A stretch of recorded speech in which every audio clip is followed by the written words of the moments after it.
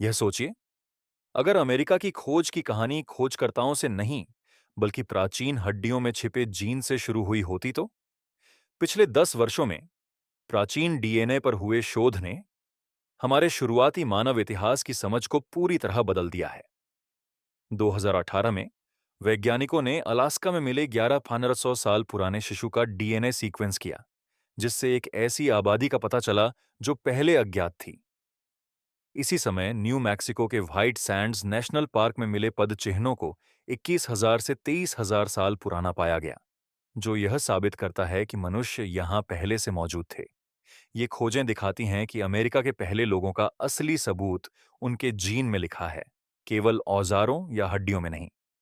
लेकिन वे लोग कौन थे और उन्होंने दक्षिण की ओर बढ़ने में इतना समय क्यों लिया? कल्पना कीजिए उस हिमयुग की, जब अलास्का और साइबेरिया एक विशाल भूमि, बेरिंगिया, से जुड़े हुए थे। यह क्षेत्र, जो अब बेरिंग सागर के नीचे है, कभी ठंडी घास भूमि थी, जहां मैमथ, बाइसन और छोटे मानव समूह रहते थे।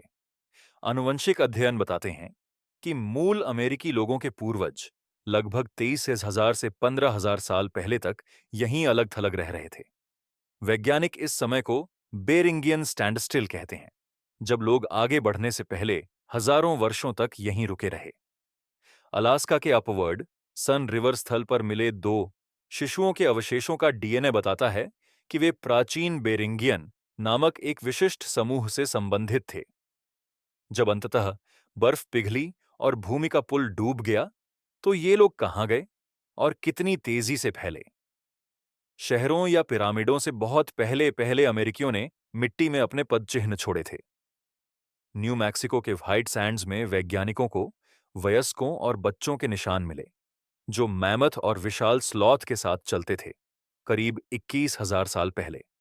बहुत दक्षिण में चिल्ली के मोंटे वर्दे स्थल से पता चलता है कि लोग वहां कम से कम 14,500 साल पहले रह रहे थे, लकड़ी के औजारों का इस्तेमाल कर रहे थे और दूर दराज के पौधों का आदान प्रदान कर रहे थे। ओरेगन की पेसली गुफाओं से मिले 14,300 साल पुराने मानव डीएनए ने एक और शुरुआती बस्ती की पुष्टि की। ये स्थल बताते हैं कि लोग बहुत पहले पूरे अमेरिकी महाद्वीप में फैल चुके थे और यात्रा व व्यापार दोनों को समझते थे। अगर इंसान इतनी जल्दी उत्तर और दक्षिण अमेरिका पहुंच गए थे, तो क्या इसके लिए एक से अधिक रास्ते रहे होंगे?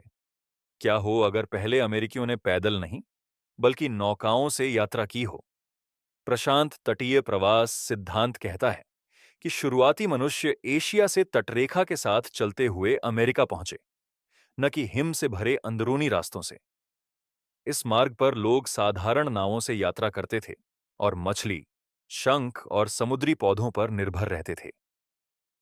कनाडा के ट्राइकेट द्वीप पर 14,000 साल से निरंतर मानव निवास के प्रमाण हैं, जबकि कैलिफोर्निया की डेज़ी गुफा में शुरुआती तटीय लोगों द्वारा बनाए गए मछली पकड़ने के कांटे और सीप के मोती मिले हैं।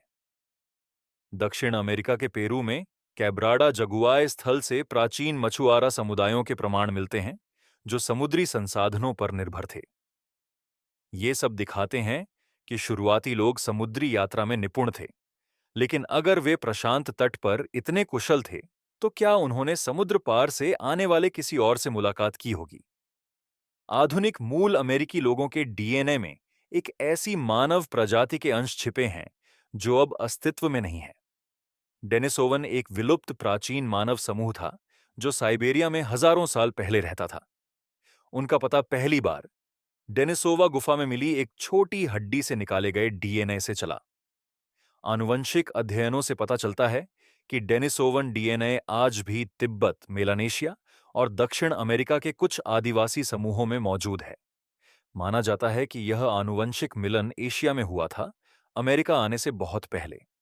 कुछ डेनिसोवन जीन संभवतः ठंड सहने और ऊंचाई पर ऑक्सीजन उपयोग में मदद करते थे। अगर विलुप्त मानवों के अंश आज भी हमारे अंदर हैं, तो और कौन सी खोई हुई वंश रेखाएं अब भी हमारे भीतर छिपी हैं?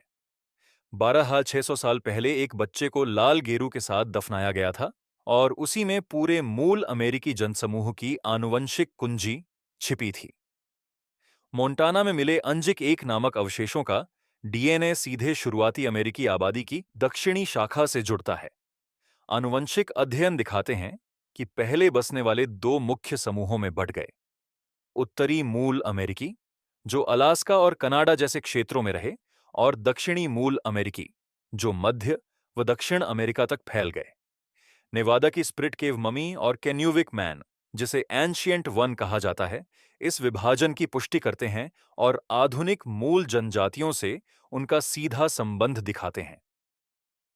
ये वंश समय के साथ अलग-अलग पर्यावरणों में ढलकर विकसित हुए। लेकिन क्या इन शुरुआती लोगों के अलावा कोई और भी दर्ज इतिहास से पहले अमेरिका पहुंचा हो सकता है? कोलंबस से बहुत पहले जहाज दोनों महासागरों को पार कर चुके थे। न्यूफाउंडलैंड के लांस ऑन मेडोज से मिले पुरातात्विक प्रमाण बताते हैं कि नॉर्स खोजकर्ता लगभग 1000 ईस्वी में उत्तर अमेरिका पहुंचे थे। वहां मिले लोहे के कीलें और घरों के अवशेष बताते हैं कि उन्होंने एक छोटा बस्ती बसाई और स्थानीय लोगों से संपर्क किया। आनुवंशिक अध्ययन दर्शाते हैं कि कुछ आधुनिक आइसलैंडवासी ऐसे डीएनए मार्कर रखते हैं जो आमतौर पर मूल अमेरिकियों में पाए जाते हैं, संभवतः उस संपर्क का परिणाम।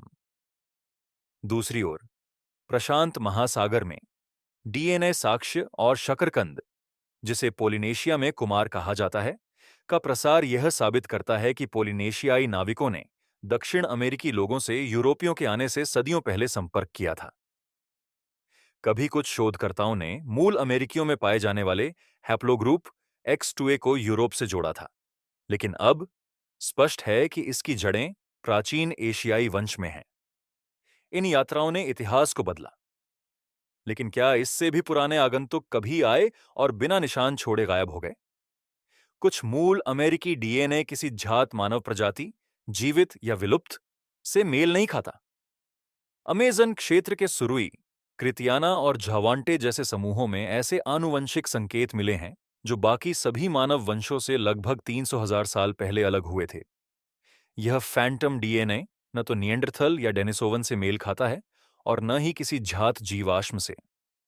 वैज्ञानिक मानते हैं कि यह किसी प्राचीन लेकिन अब तक अनसैंपल्ड आबादी का संकेत है, न कि किसी नई प्रजाति का।